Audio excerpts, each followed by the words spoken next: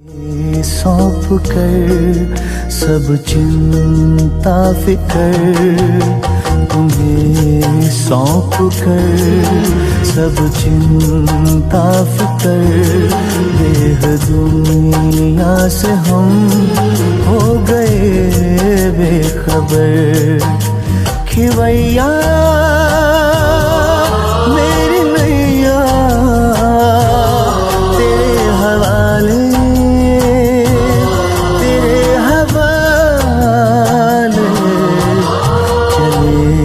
हम उधर ले चले तुम जिधर, देह दुनिया से हम हो गए बेखबर।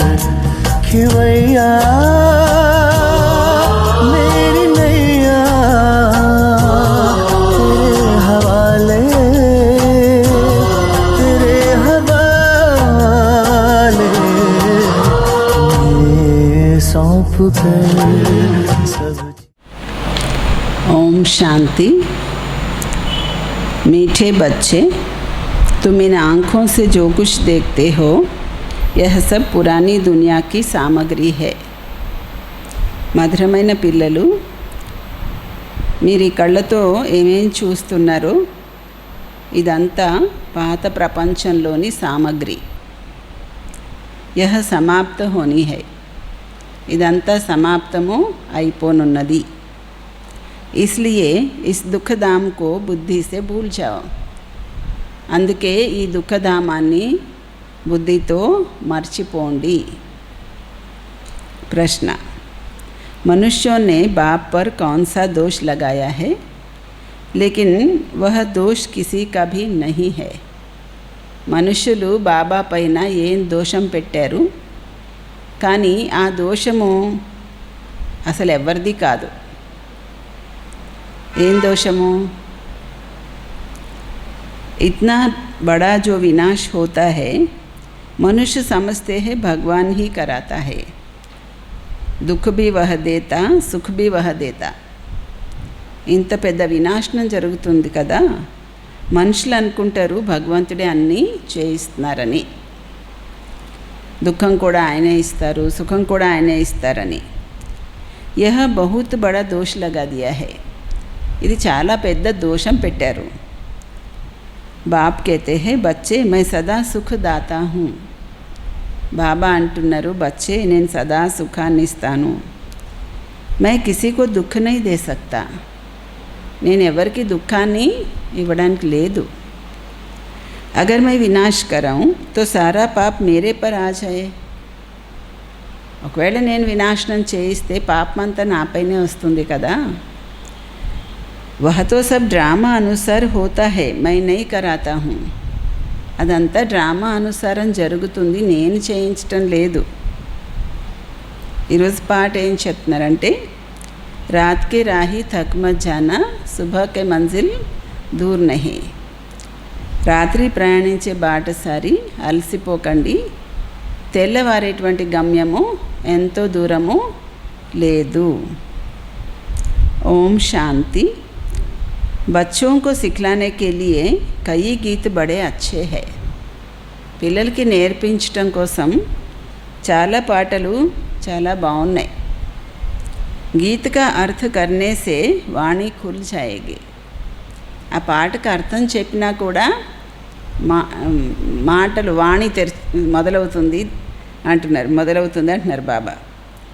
बच्चों की बुद्धि में तो है कि हम सभी दिन की यात्रा पर है, రాత్రి की యాత్ర పూరీ హోతీ హై। పిల్లల బుద్ధిలో ఉంది, ఇప్పుడు మేము పగల్లోకి వెళ్ళే యాత్ర చేస్తున్నాం, రాత్రి పూట చేసే యాత్ర పూర్తయిపోతుంది అని। భక్తి మార్గ హై హీ రాత్ కి యాత్ర। భక్తి మార్గం అంటేనే రాత్రి పూట చేసే యాత్ర, అంటే అజ్ఞాన అంధకారంలో చేస్తున్నారు కదా। అంధ్యారే మే ధక్కా ఖానా హోతా హై, మరి అంధకారంలో ఏముంటుంది, ఎదురు దెబ్బలు తగులుతూ ఉంటాయి। అర్ధకల్పం రాత్రి యాత్ర చేసి దిగుతూ వచ్చారు, ఇప్పుడు పగలు యాత్ర చేయడానికి వచ్చారు। ఈ యాత్ర ఒకే ఒక్కసారి చేస్తారు. పగల్లోకి వెళ్ళేటువంటి యాత్ర. మీకు తెలుసు, స్మృతి యాత్రతో మనము తమో ప్రధానం నుండి సతో ప్రధానం అయ్యి మళ్ళీ సతో ప్రధాన సచయుగానికి యజమానిగా అవుతాము. సతో ప్రధానం అవ్వడం వల్ల సచయుగానికి యజమానిగా, తమో ప్రధానం అవ్వడం వల్ల కలియుగానికి యజమానిగా అవుతాం. దాన్ని స్వర్గం అంటారు, దీన్ని నరకం అంటారు. ఇప్పుడు పిల్లలు తండ్రిని స్మృతి చేస్తున్నారు. తండ్రి నుంచి సుఖమే దొరుకుతుంది కదా. తండ్రి నుంచి సుఖం దొరుకుతుందా, దుఃఖమా? సుఖమే కదా. వేరే ఏమీ చెప్పలేని వాళ్ళు కేవలం ఒక విషయం గుర్తుపెట్టుకోండి. శాంతిధామము మా అందరికీ ఆత్మలకి ఇల్లు, సుఖధామము స్వర్గ రాజ్యాధికారము, ఇప్పుడున్నది దుఃఖధామము రావణ రాజ్యము.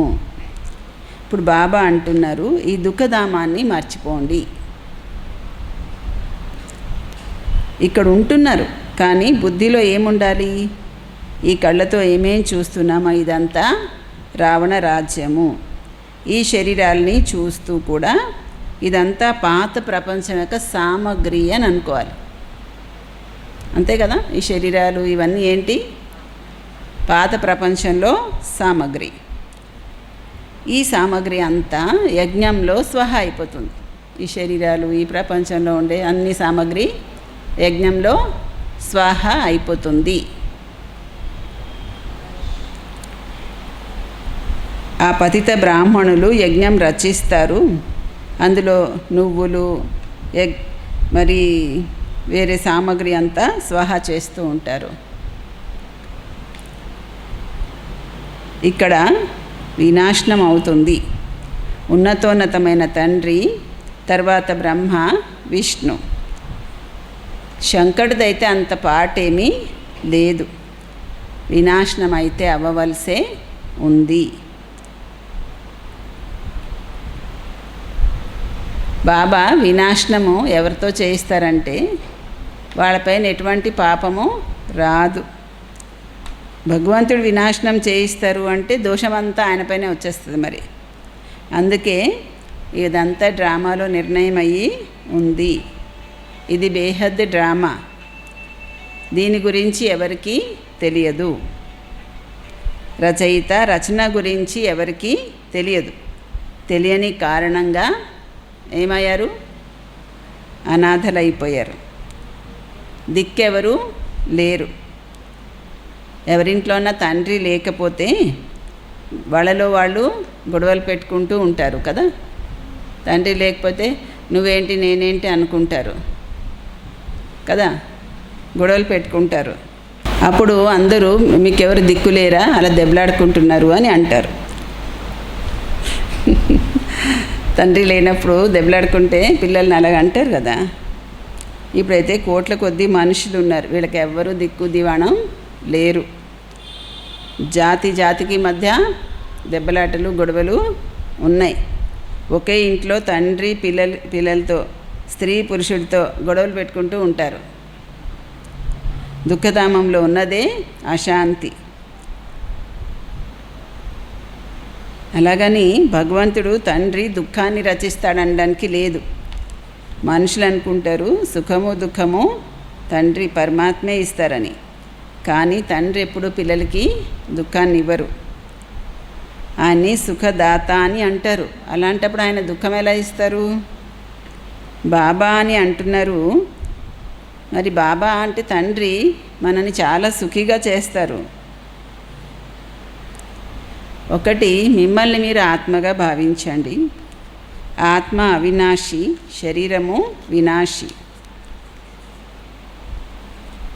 ఆత్మలందరిది నివాస స్థానము పరంధామము. దాన్నే శాంతిధామము అంటారు. అక్కడే ఆత్మలందరూ ఉంటారు. సుఖ దుఃఖాల పాత్ర మీరు ఇక్కడ చేస్తారు. ఫలానా వాళ్ళు స్వర్గస్థులయ్యారు అని అంటారు కదా, అది చాలా రాంగ్. స్వర్గం వేరే చోట లేదు, ఇక్కడే కదా స్వర్గం ఉంటుంది. ఇప్పుడైతే లేదు స్వర్గం, ఇప్పుడు ఈ సృష్టి నరకంగా ఉంది. మరి అలాంటి స్వర్గం లేనప్పుడు స్వర్గస్థులయ్యారని ఎలా అంటారు? ఈ సమయంలో మీరు సంగంయుగి ఆత్మలు, మిగతా అందరూ కూడా కలియుగి. ఒకే ఇంట్లో తండ్రి కలియుగి, కొడుకు సంగంయుగి. ఎలా అన్నారు? ఒకే ఇంట్లో తండ్రి కలియుగి, కొడుకు సంగంయుగి. స్త్రీ సంగంయుగి, పురుషుడు కలియుగి. ఎంత తేడా వచ్చేస్తుంది! స్త్రీ జ్ఞానం తెలుసుకుంటుంది, పురుషుడు జ్ఞానం తెలుసుకోడు. ఒకరికొకరు సహకరించరు, ఇంట్లో కిటికిటి జరుగుతూ ఉంటుంది. స్త్రీ పూల్లాగా తయారవుతుంది, వాళ్ళు ముళ్ళలాగే ఉంటారు. ఒకే ఇంట్లో కొడుకు తెలుసుకుంటాడు, మేము సంగమిగి పురుషోత్తమ పవిత్ర దేవతలు అవుతున్నామని. కానీ తండ్రి అంటాడు వివాహం చేసుకొని నరకవాసి అవ్వమని. ఇప్పుడు ఆత్మిక తండ్రి చెప్తున్నారు, బచ్చే పవిత్రులు అవ్వండి. ఇప్పుడు పవిత్రత 21 జన్మలకు కొనసాగుతుంది. ఈ రావణ రాజ్యమే వినాశనం అవుతుంది, దాంతో శత్రుత్వము వస్తుంది. ఎవరితో శత్రుత్వం ఉంటుందో వాళ్ళ విగ్రహం తయారు చేసి కాలుస్తారు కదా. రావణాసుని కాలుస్తున్నారు. మరి శత్రువు పైన ఎంత అసహ్యం ఉండాలి? మన శత్రువు ఎవరు? రావణాసుడు. రావణాసుడు అంటే ఒక మనిషి ఏంటి? మనలో ఉండే వికారాలపైన మనకే అసహ్యం ఉండాలి. కానీ రావణాసుడు ఎవరు అన్నది ఎవరికీ తెలియదు. చాలా ఖర్చు చేస్తారు రావణాసుడు దహనం చేయడానికి. మనుషుల్ని కాల్చడానికి కూడా అంత ఖర్చు చేయరంట. ఎవరైనా చచ్చిపోతే రావణాసుడిని కాల్చడానికి చేసినంత ఖర్చు మనుషులు చచ్చిపోతే కాల్చడానికి కూడా చెయ్యరు. స్వర్గంలోనైతే ఇలాంటి విషయాలు ఉండవు. అక్కడైతే స్వర్గంలో ఎలా ఉంటుంది? కరెంట్లో పెట్టేస్తారు, క్షణంలో అయిపోద్దంట సత్యయుగంలో. ఇక్కడలాగా చెక్కలు పెట్టను, నెయ్యి వేయను, ఈ చెక్కలు పెట్టను, ఆ చెక్కలు పెట్టను, ఇవన్నీ ఉండవు. అక్కడ దేనికి విలువ ఇవ్వాలో దానికి విలువ ఇస్తారు, దేనికి విలువ లేదో దానికి విలువ లేదు, అంతే. ఆత్మకి విలువ ఉంది, శరీరానికి విలువ లేదు కదా. శరీరాన్ని మామూలుగా కరెంట్ దాంట్లో కాల్చేస్తారు. అక్కడ ఆలోచించరు. ఆ కాల్ చేసిన భస్మము మళ్ళా ఉపయోగించాలి, ఏదో చేయాలి, అలాంటి పిచ్చి పిచ్చి ఆలోచనలన్నీ ఉండవు. ఇక్కడ వాళ్ళు ఎలా కాల్చడం ఒక పెద్ద హడావుడి, మళ్ళీ కాల్చిన తర్వాత అస్థికలు ఏరుకోవడం, మళ్ళీ అవి పట్టుకెళ్ళి ఏ గంగాలోనో కలపడం, ఇదంతా పెద్ద ప్రహసనం. అక్కడ సత్యయుగంలో అలా ఏమీ అనుకోరు. అక్కడ ఎటువంటి కష్టము అలసట అనేది ఉండదు. అలాంటి సంప్రదాయాలు ఉంటాయి. జీవించడం సంతోషంగా సుఖంగా జీవించాలి. ఆ చనిపోయిన తర్వాత శవాన్ని గురించి హైరాణ పడి అలసిపోవడం ఏంటి? తిండి తిప్పలు లేకుండా ఏడ్చి మొత్తుకొని వేలబడిపోయి ఓ రకరకాల కర్మకాండలు క్రియాకర్మలు చేసి అంత అలసిపోయే విషయమే లేదు. అక్కడ చాలా సుఖము ఉంటుంది. అందుకే ఇప్పుడు బాబా వివరిస్తున్నారు, నన్ను ఒక్కడనే స్మృతి చేసే పురుషార్థము చెయ్యండి. ఇది స్మృతి చేయడము యుద్ధము. బాబా పిల్లలకి వివరిస్తూ ఉంటారు, మీఠే బచ్చే, మీపైన మీరు అటెన్షన్ యొక్క కాపలా చేస్తూ ఉండండి. ఏం చేయండి? మీపైన మీరు అటెన్షన్ అనే కాపలా పెడుతూ ఉండండి. మాయ ఎక్కడైనా ముక్కు చెవులు కోసేసి వెళ్ళిపోతుంది, శత్రువు కదా, జాగ్రత్త అంటున్నారు. మీరు బాబాని స్మృతి చేస్తారు, మాయా తుఫాన్లలో ఎగరగొట్టేస్తుంది. ఏం చేస్తుంది? మీరేమో బాబా స్మృతి చేస్తారు, మాయేమో తుఫాన్లలో ఎగరగొట్టేస్తుంది. అందుకే బాబా అంటారు, ప్రతి ఒక్కరూ రోజంతా చాట్ రాయాలి, ఎంత సమయం బాబాని స్మృతి చేశాము అని. ఎక్కడైనా మనసు పరిగెడుతుందా అని. ఏదైనా వ్యర్థమైన పనికిమాలిన విషయాలు వస్తే వెంటనే కట్ చేయాలి. ఇప్పుడు అవసరమా? నాకు బాబా స్మృతి ముఖ్యమా, ఇది ముఖ్యమా అనుకోవాలి. వెంటనే అనుకోవాలి. వెంటనే వ్యర్థం అన్న దాన్ని వెంటనే వదిలేయాలి, దులిపేయాలి. ఇలా దులిపేయాలి. ఏదైనా పురుగు మీద పడితే ఏం చేస్తారు? వెంటనే ఇటు దులిపేస్తారు కదా. అలా వ్యర్థమైన ఆలోచన ఏమైనా వస్తే వెంటనే ఏమనుకోవాలి? ఇది ఇప్పుడు నాకు అంత అవసరమా, బాబా స్మృతి అవసరమా, ఇది అవసరమా అనుకోవాలి. దాన్ని వెంటనే దులిపేయాలి. బాబా స్మృతిలో ఉండాలి, అంతే. అదే ముఖ్యం. మిగతావన్నీ అంత ముఖ్యమేం కాదు. మనసు ఎక్కడైనా పరిగెడుతుందా? డైరీలో నోట్ చేసుకోండి. ఎంత సమయం బాబాని స్మృతి చేశారు? మిమ్మల్ని మీరు పరిశీలించుకోవాలి. మాయ కూడా చూస్తుంది, వీళ్ళు చాలా బహదూరుగా ఉన్నారు, చాలా వాళ్ళ మీద వాళ్ళ అటెన్షన్ పెట్టుకుంటున్నారు అని మాయ కూడా గమనిస్తుంది. పూర్తిగా కాపలా కాయాలి. ఇప్పుడు మీరు పిల్లలకి బాబా వచ్చి పరిచయం ఇస్తున్నారు. ఏమంటారు? మీరు భలే ఇల్లు వాకిలి సంభాళించండి, కానీ కేవలం ఒక బాబానే స్మృతి చేయండి. ఇక్కడ ఏమి ఆ సన్యాసుల్లాగా కాదు కదా. వాళ్ళు భిక్ష అడగడానికి వెళ్తారు, అయినా కర్మలు అయితే చెయ్యాలి కదా. సరే, వంట చేసుకోరు, భిక్ష అడిగి తింటారు. స్నానం ఎవరు చేస్తారు? స్నానం నేనే చేసుకోవాలి కదా. ఎక్కడికన్నా వెళ్ళాలి, నడిచి వెళ్ళాలి, నేనే వెళ్ళాలి, ఇంకొకరు ఎట్లా వెళ్తారు నా బదులు? కర్మలు అయితే చెయ్యాలి కదా. మీరు వాళ్ళకు కూడా చెప్పచ్చు, మీరు హఠయోగులు, రాజయోగం నేర్పించేది ఒక భగవంతుడే అని. ఇప్పుడు మీరు సంగమ యుగంలో ఉన్నారు. ఈ సంగమ యుగాన్నే స్మృతి చెయ్యాలి. మనం ఇప్పుడు సంగమ యుగంలో సర్వోత్తమ దేవతలుగా అవుతున్నాము. మనము ఉత్తమ పురుషులు అనగా పూజ్య దేవతలుగా ఉండేవాళ్ళము. ఇప్పుడు కనిష్ఠులుగా అయిపోయాం, దేనికి పనికి రాకుండా అయిపోయాం. ఇప్పుడు మనం ఏం తయారవుతున్నాము? మనుషులు బ్యారిస్టరీ మొదలైనవి చదివినప్పుడు పదవి ఏమి ఉండదు. అప్పుడు చదువుతున్నప్పుడు ఏముంటుంది పదవి? పరీక్ష పాస్ చేస్తారు, తర్వాత పదవి యొక్క టోపీ దొరుకుతుంది, వెళ్ళి గవర్నమెంట్ సర్వీస్ ఏదో ఒకటి చేస్తారు. ఇప్పుడు మీకు తెలుసు, మనకి ఉన్నతోన్నతమైన భగవంతుడు చదివిస్తున్నారు, తప్పకుండా ఉన్నతోన్నతమైన పదవి కూడా ఇస్తారు. ఇది మన లక్ష్యము. ఇప్పుడు బాబా అంటారు, నన్ను ఒక్కడనే స్మృతి చెయ్యండి. నేను ఏ విధంగా ఉన్నాను, ఎలా ఉన్నాను అది మీకు వివరించాను కదా. ఆత్మలందరికీ తండ్రిని, నేను కూడా బిందు రూపిణి, నాలో జ్ఞానం అంతా ఉంది. మీకు కూడా ఇంతకుముందు ఈ జ్ఞానం ఏమీ లేదు కదా. ఆత్మ బిందు అని జ్ఞానం ఉందా మీకు ఇంతకుముందు? దానిలో 84 జన్మల పాట అంతా అవినాశిగా రికార్డ్ అయి ఉంది. క్రైస్ట్ కూడా పాత్రాభినయం చేసి వెళ్ళాడు, మళ్ళీ తప్పకుండా వస్తాడు కదా. క్రైస్ట్గా తన పాట చేసి వెళ్ళాడు, మళ్ళీ వస్తాడు. ఆయన ఇప్పుడు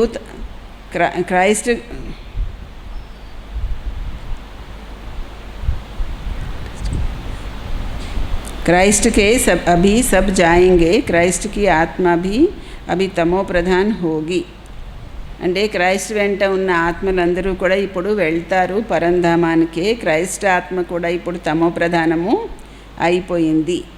ఉన్నతోన్నతమైన ధర్మస్థాపకులందరూ కూడా ఇప్పుడు తమో ప్రధానము అయిపోయారు.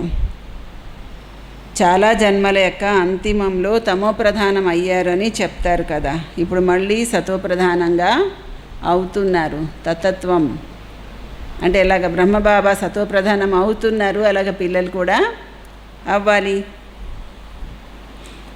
మీకు తెలుసు, మనం ఇప్పుడు బ్రాహ్మణులు అయ్యాము దేవతలు అవ్వడం కోసం. దేనికోసం బ్రాహ్మణులు అయ్యాం? దేవతలు అవ్వడం కోసం. విరాట్ రూపంలో చిత్రానికి అర్థము ఎవరికీ తెలియదు. ఇప్పుడు మీరు తెలుసుకున్నారు. ఆత్మ స్వీట్ హోమ్లో ఉన్నప్పుడు పవిత్రంగా ఉంటుంది, ఇక్కడికి వచ్చాక పతితంగా అవుతుంది. అందుకే అంటున్నారు, పతిత పావన వచ్చి పవిత్రంగా చెయ్యి, మేము మా ఇంటికి ముక్తిధామానికి వెళ్తాము అని. ఈ పాయింట్స్ అన్నీ కూడా ధారణ చేయడం కోసమే ఉన్నాయి. మనుషులకి తెలియదు ముక్తి జీవన్ముక్తి ధామం అని దేన్ని అంటారు అని. ముక్తిధామాన్ని శాంతిధామం అని కూడా అంటారు. జీవన్ముక్తిధామాన్ని సుఖధామం అంటారు. ఇక్కడ దుఃఖ బంధనాలు ఉన్నాయి. జీవన్ముక్తిని సుఖ సంబంధాలని అంటారు. ఇప్పుడు దుఃఖ బంధనాలు దూరం అయిపోతాయి. మనము పురుషార్థం చేస్తాము ఉన్నత పదవి పొందడానికి. మరి ఆ నష కూడా ఉండాలి కదా. మనం ఇప్పుడు శ్రీమతానుసారము మన రాజ్యభాగ్యాన్ని స్థాపన చేసుకుంటున్నాం. ఇప్పుడు మాతాపిత యొక్క హృదయంలో స్థానం పొందే వాళ్ళే భవిష్యత్తులో కూడా సింహాసనంలో కూర్చుంటారు. రాత్రి పగలు సర్వీస్లో బిజీగా ఉండేవాళ్ళే బాబా హృదయంలో స్థానం పొందుతారు. తెలిసిందా? బాబా హృదయంలో ఎవరు స్థానం పొందుతారు? రాత్రి పగలు సర్వీస్లో బిజీగా ఉండేవాళ్ళు. అందరికీ సందేశం ఇవ్వాలి, బాబాని స్మృతి చెయ్యండి. గుడ్డి గవ్వ కూడా తీసుకునేదేమీ లేదు. మనుషులు ఏమనుకుంటారు, వీళ్ళు రాఖీ కట్టడానికి వస్తున్నారు, ఏమైనా డబ్బులు ఇవ్వాలేమో అని. మీరు చెప్పండి, మాకేం అవసరం లేదు, కేవలం పంచవికారాలు దానం ఇవ్వండి చాలు అని. ఈ దానం తీసుకోవడానికే మేము వచ్చాము అని చెప్పండి. అందుకే పవిత్రత యొక్క కంకణము కడుతున్నాం. తండ్రిని స్మృతి చెయ్యండి, పవిత్రం అవ్వండి, అప్పుడు దేవతలుగా అవుతారు అని చెప్పండి. మేము డబ్బులు అలాంటివి ఏం తీసుకోవడానికి లేదు, తీసుకోము, మేము అలాంటి బ్రాహ్మణులు కాదు అని చెప్పండి. కేవలము పంచవికారాలు దానం ఇస్తే మీకు కూడా గ్రహణము వదులుతుంది అని చెప్పండి. ఇప్పుడైతే మనుష్యాత్మలలో ఏమీ కళలు లేవు, అందరిపైన గ్రహణం పట్టుకొని ఉంది. మీరు బ్రాహ్మణులు కదా, ఎక్కడికి వెళ్ళినా కూడా చెప్పండి, దానం ఇస్తే గ్రహణం వదులుతుంది. ఏం దానం ఇవ్వాలి? వికారాలు దానం ఇవ్వాలి. పవిత్రులు అవ్వండి, వికారాల్లో పడిపోకండి. తండ్రిని స్మృతి చేస్తే వికర్మలు వినాశనం అవుతాయి, పువ్వుల్లాగా తయారవుతారు. మీరు పువ్వులుగానే ఉండేవారు, మళ్ళీ ముళ్ళుగా అయిపోయారు. 84 జన్మలు తీసుకుంటూ దిగిపోతూ పడిపోతూ వచ్చారు. ఇప్పుడు తిరిగి ఇంటికి వెళ్ళాలి. బాబా డైరెక్షన్ ఇచ్చారు ఈయన ద్వారా. ఆయన ఉన్నతోన్నతమైన భగవంతుడు, ఆయనకు శరీరం లేదు. అచ్చా, బ్రహ్మ విష్ణు శంకర్లకు శరీరం ఉందా? మీరంటారా ఉంది, సూక్ష్మ శరీరం ఉంది అని. కానీ వాళ్ళు మనుష్య సృష్టి అయితే కాదు కదా. సూక్ష్మ శరీరం ఉంటే కూడా మనుష్య సృష్టిలో వాళ్ళు కాదు కదా. ఆట అంతా ఇక్కడే ఉంది. సూక్ష్మవతనంలో నాటకం ఎలా నడుస్తుంది?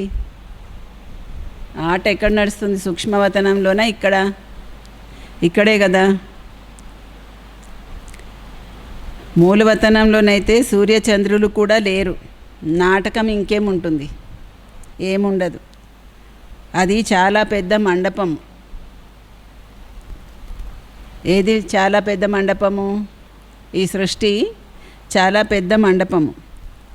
పునర్జన్మలు కూడా ఇక్కడే తీసుకోవాల్సి ఉంటుంది. సూక్ష్మవతనంలో కాదు కదా. జన్మలు ఇక్కడే, పునర్జన్మలు కూడా ఇక్కడే.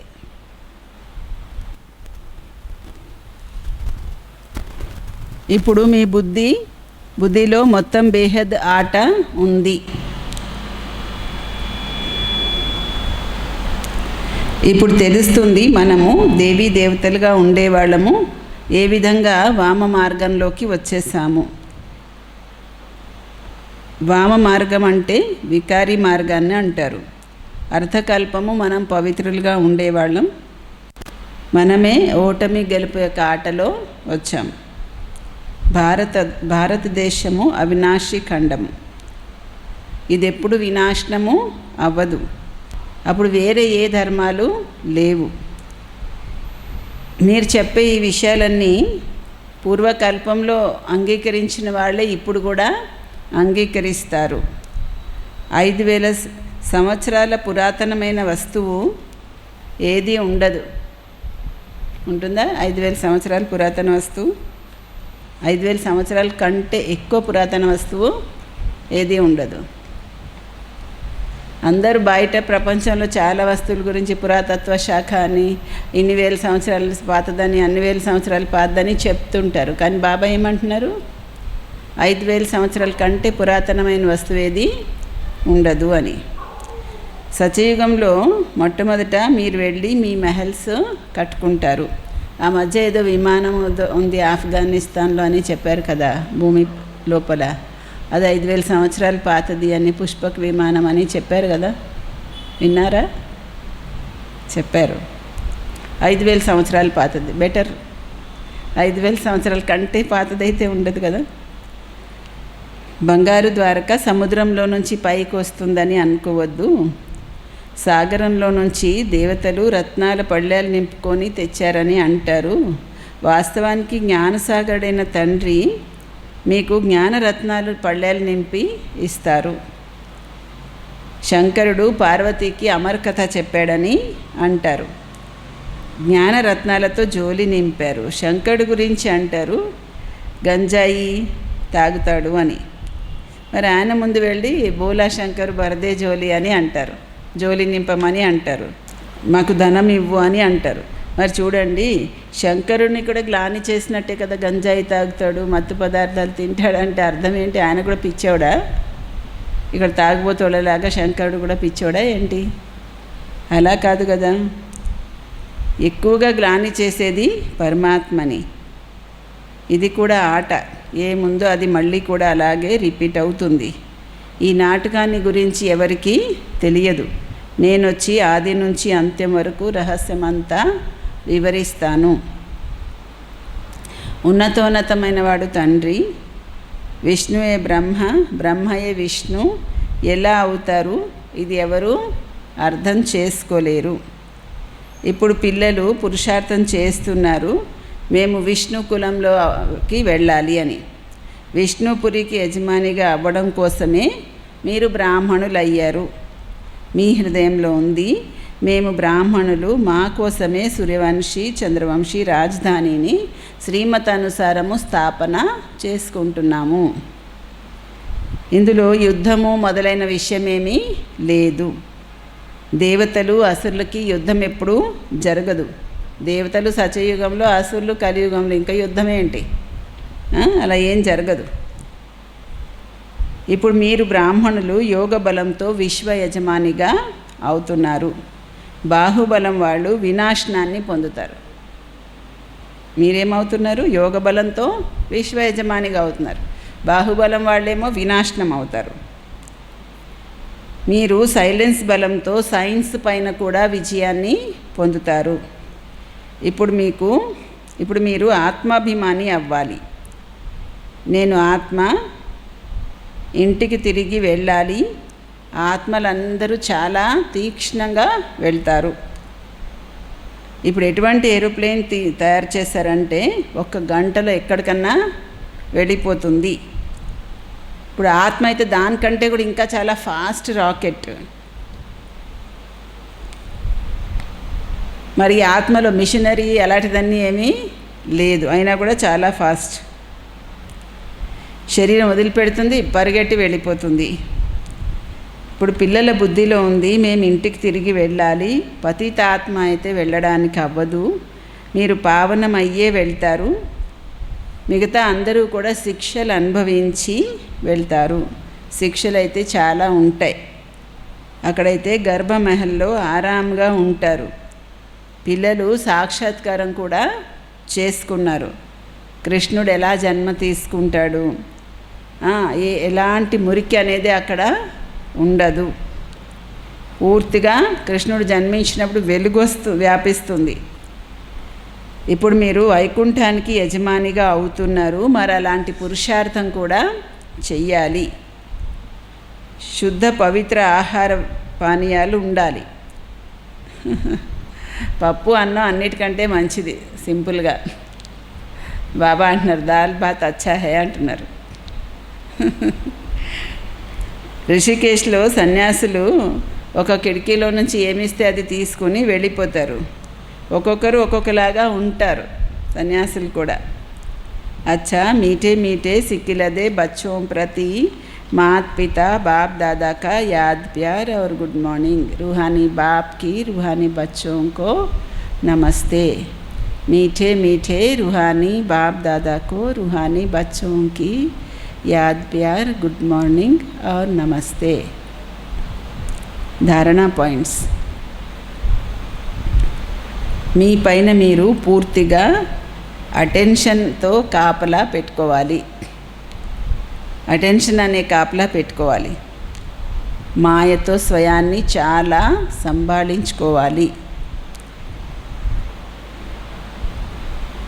స్మృతి యొక్క సత్యమైన చార్ట్ రాయాలి.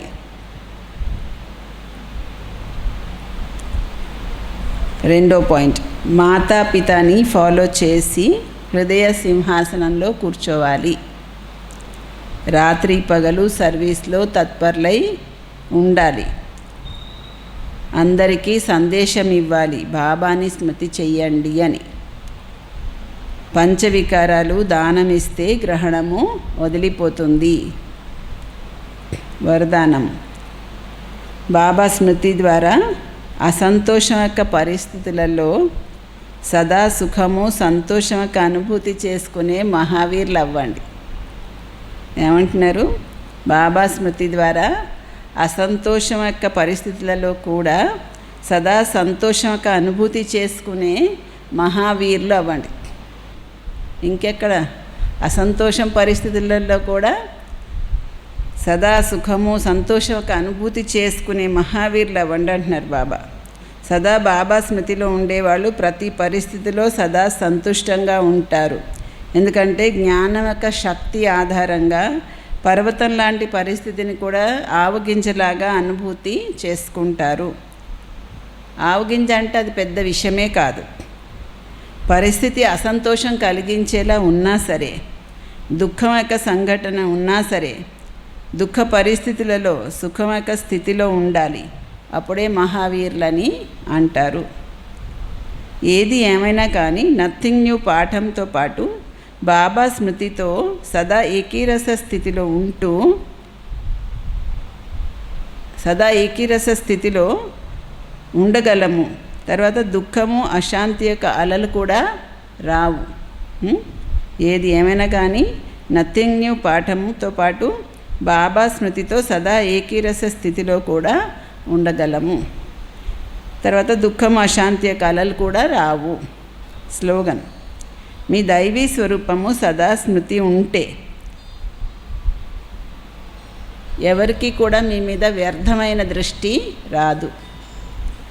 మీ దైవీ స్వరూపము సదా స్మృతి ఉంటే ఎవరికి కూడా మీ పైన వ్యర్థమైన దృష్టి రాదు. ఓం శాంతి.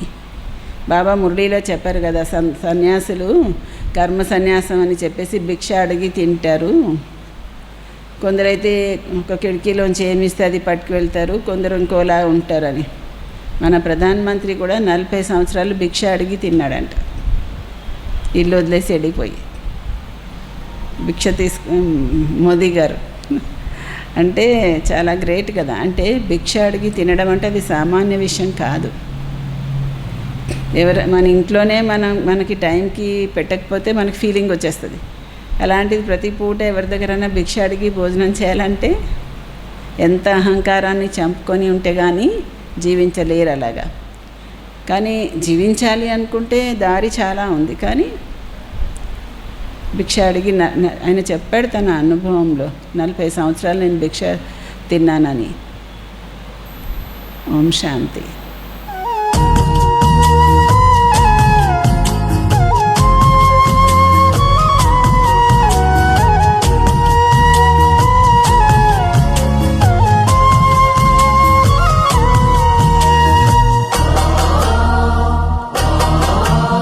तुम्हें सौंप कर सब चिंता फिकर, तुम्हें सौंप कर सब चिंता फिकर, देह दुनिया से हम हो गए बेखबर। खिवैया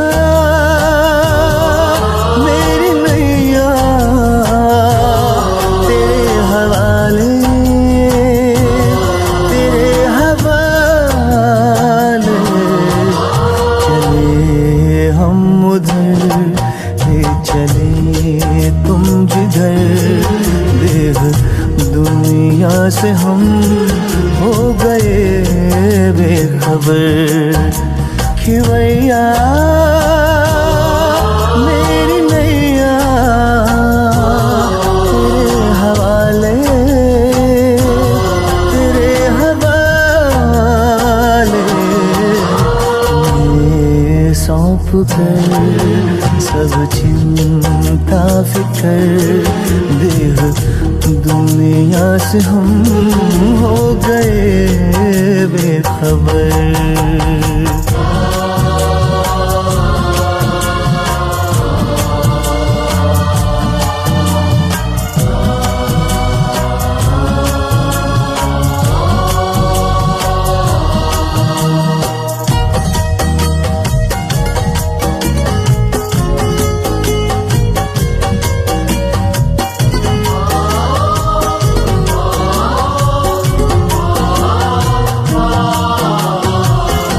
सोचूं भी क्या सोचने से भी पहले बन जाते काम मेरे करने से पहले। ओ सोचूं भी क्या सोचने से भी पहले बन जाते काम मेरे करने से पहले। बन जाते काम मेरे करने से पहले।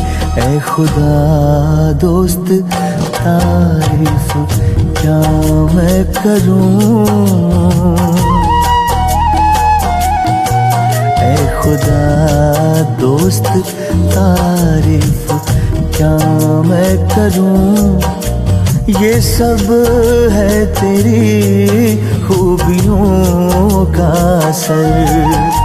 खिवैया मेरी नैया तेरे हवाले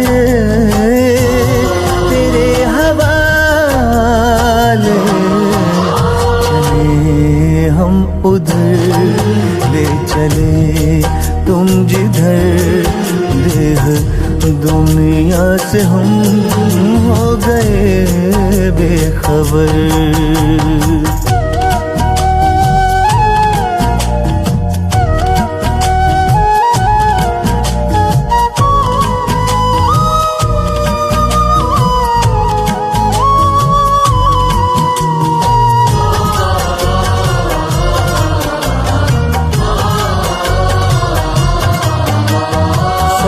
से भी ऊपर तेरी है वो बस्ती।